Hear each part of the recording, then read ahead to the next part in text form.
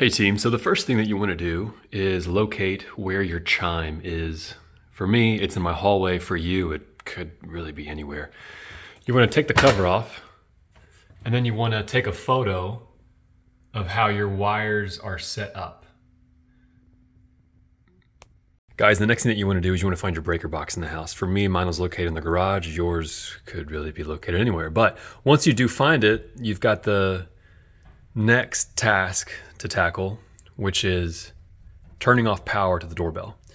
Now I already know which one it is because I've already gone through nearly all these to find it. But I'll turn mine off, and then we want to go test to make sure that your doorbell is not working. No chime or anything is coming out of my doorbell. My doorbell light has also turned off. Previously, I showed you guys how mine is set up. The Google app will tell you what the volts and all the information and parameters that you have to have in order for this thing to work properly. Mine does meet those parameters. Most of you are going to only have 3 wires. Let me phrase that. Most of you are only going to have 2 wires. In this case, I have 3 because I also have a doorbell in the rear. Yours may have 4, but that's going to be very, very rare.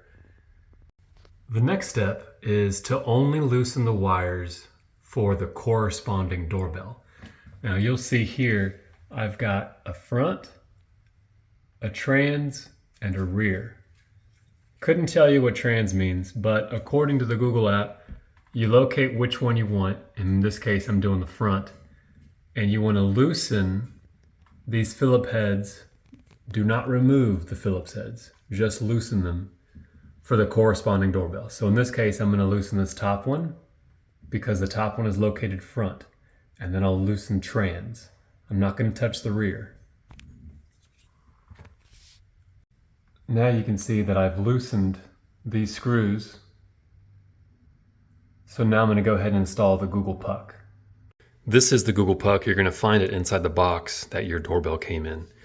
These wires, it doesn't matter which one goes to the front, which one goes to the trans. It doesn't matter the orientation. What does matter is that you want to make sure that they are installed clockwise. And that's what we're going to do. We're going to put these on here in a clockwise fashion, and then I'll stick the puck either right here or I'll stick the puck up here. What's nice is that this puck does come with some adhesive on the back. For those of you that decide to put it in an area like this, or maybe on the sides. For me, I did some measurements and it's not gonna work on the sides when I put the cover backs back on. So up here at the top is most likely where I'm gonna put mine. So now we've got the wires down and we've tightened the screws. You don't have to tighten the screws really, really hard. We're just gonna test to make sure that they're in, give a gentle tug on here. And I don't think I'm gonna use the adhesive backing. I think I'll just be fine setting it up like this. Then I can move the wires down a little bit.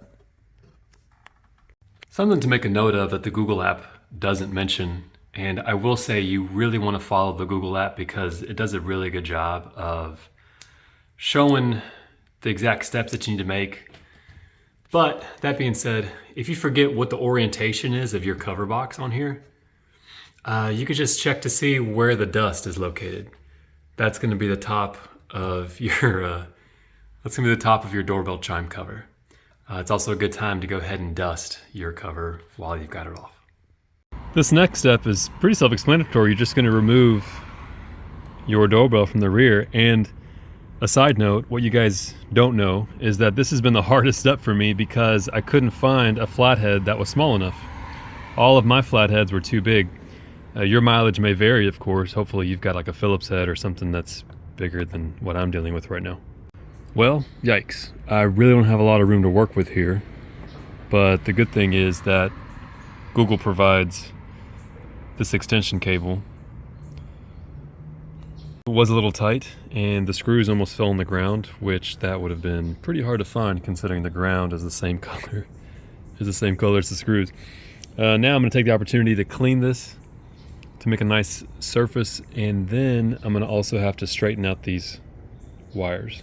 Side note here, my house is kind of old, built in the 70s, so I'm gonna put some gloves on because I can't remember the last time that I had a tetanus shot, and I just don't want to chance it. So food for thought, you may want to put some gloves on. In hindsight, I should have trimmed these wires a little bit because you can see there that there's some exposed wire. However, I'm not too concerned because they're not going to make contact with each other, and I am going to also I'm going to shove these wires in here after I clean this up a little bit. And this is the end that's going to get connected to your Google Nest doorbell. But food for thought, you guys may want to trim some off. I really didn't have a whole lot of room to work with, so I'm not going to trim mine, and I'm not too worried about it. I'll probably also put a little bit of electric tape on there once I wrap up with this video. So this is what it looks like with the wires pushed back in. I've also cleaned up a little bit around this area. I didn't realize how dirty this is, but got these pushed back in. I put some electrical tape around the exposed wire, shoved it back in there. So now let's go ahead and install this onto the doorbell. I will say that according to the Google app, it does not matter the orientation.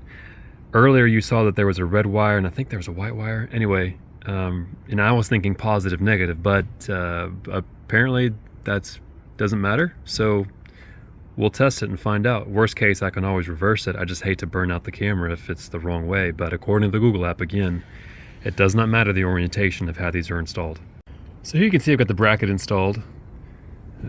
Keep in mind that you're going to want to go slow. You don't want to strip these screws, and you also want to make sure that you're not going to pinch this wire, potentially exposing it, because that would be a bad idea. So anyway, that's it. I haven't fully tightened them down. You can see it's a little bit wiggly because I want to test fit it, make sure that it works. Well, it turns out being by yourself with just two hands, this was kind of hard to do. But long story short, I used my stomach for a good purchase. That way I could hold this and then also screw at the same time. Pretty intuitive that Google put this spacer right here that's kind of elevated, this little wall, because this one started to walk on me, as you can tell, and it started walking that way, and you certainly don't want to have contact with either one of those two different metals coming in, since they're both receiving power. So anyway, long story short, I'm gonna have to put these back in the hole and then do another test fit and see if I can start screwing these down all the way. Well, after test fitting, I needed to put some bumpers on here to bring out the bracket some, because the doorbell was not going on the bracket. It wasn't staying on. While I did that, I went ahead and wrapped some electrical tape around the wires. Wow. So what ended up taking me 2 hours should really have only taken me about 30 minutes. But you guys obviously saw the problem that I ran into where I had to put those spacers on there. Doesn't really line up great. As you can see there, I've got a gap down here, but up here, it's not so bad. Anyway, from afar, it looks fine. In hindsight, I don't think that that was the place that I should have put it. It would have been nicer to have it over here, away from this door handle. I'm assuming that because this is such a wide angle, it's going to get a lot of my door handle right here. That's going to be a bummer. But we've got the pulsing blue light that fades in and out, and that's telling me that it's ready for setup.